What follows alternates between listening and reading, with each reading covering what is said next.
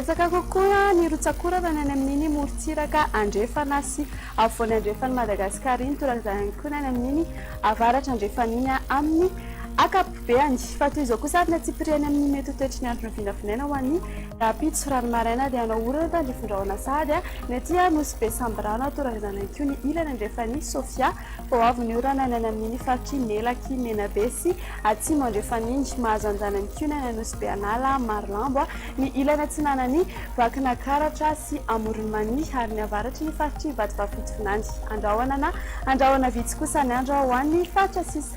Raha ho an'ny hariva kosa indray ary dia ilatsaka ny olana amin'ny faritra maro eto Madagasikara toy ny Analamanga, Mangoro, Itasy, vakina karatra torak'izany koa ny any amoronmany sy Otomatsiatriny mahazo anjana ihany koa ny aty Vatovavitovinany sy atsimo atsinanana fa mety ho arahina kotroka izany mety amin'ny faritry Diana ny faritany Mahajanga Raimantolo mahazo anjana ihany koa ny faritany Toliara ny faritra Alaotra Bongolava ary Iorombe ifanjiveo kosa ny rahona sy ny masoandro ho an'ny faritra sisa izay tsy voatonona teo.